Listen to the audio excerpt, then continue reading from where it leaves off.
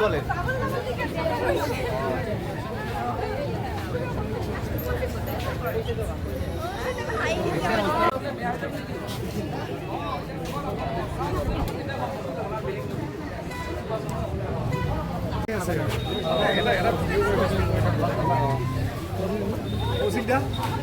বঢ়িয়া লাগিছে একদম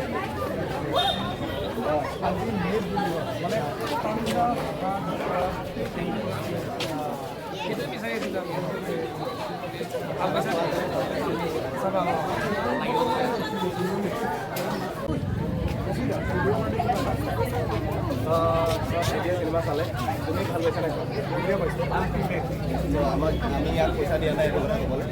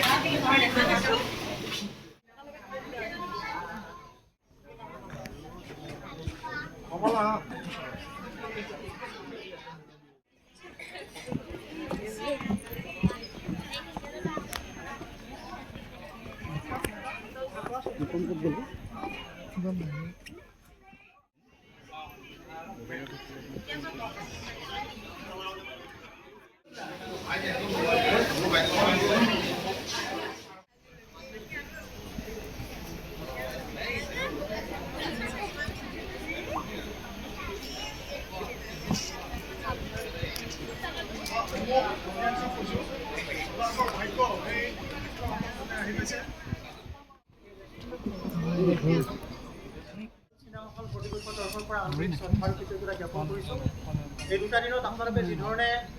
আমাৰ আশানুৰূপ সহায় সহযোগিতা আগবঢ়াইছে প্ৰথমতে হাত চাপৰি বিচাৰিছোঁ এখেতসকলক দিব বিচাৰিছোঁ সন্মানীয়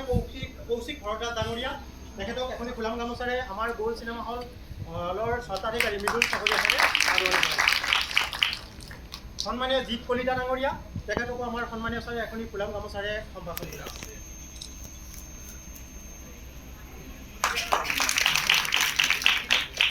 লগে লগে সপ্তৰ্ষী গগৈ ডাঙৰীয়া তেখেতকো আমি এখনি ফুলাম গামোচাৰে আদৰণি জনাইছোঁ সন্মানীয় কমল লোচন দা তেখেত কমল লোচন ডাঙৰীয়া মানে তাতকৈ বেছি কথা কৈ থকাৰ আচলতে হেৰিও নাই কাৰণ কি আপোনালোকে চিনেমা চাবলৈ আহিছে আৰু মঙলদৈবাসীৰ ৰাইজক অশেষ ধন্যবাদ কাৰণ যোৱাকালি চিনেমাখন ৰিলিজ হৈছে আৰু যোৱাকালিৰ পৰা এতিয়ালৈ ইমান বেছি মৰম পাইছোঁ নহয় মানে চব জেগাতে পাইছোঁ অসমৰ কিন্তু মঙলদৈটো হাউচফুল হৈছে আৰু সেই বস্তুটোৱে আমাক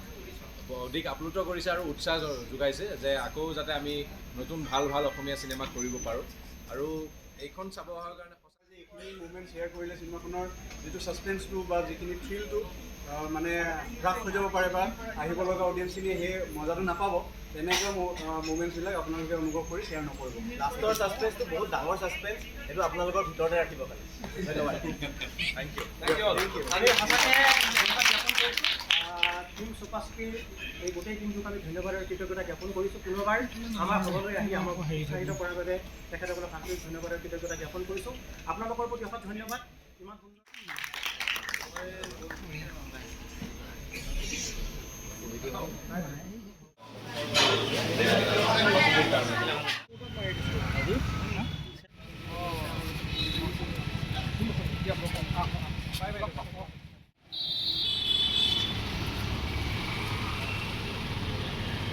গৈ থকা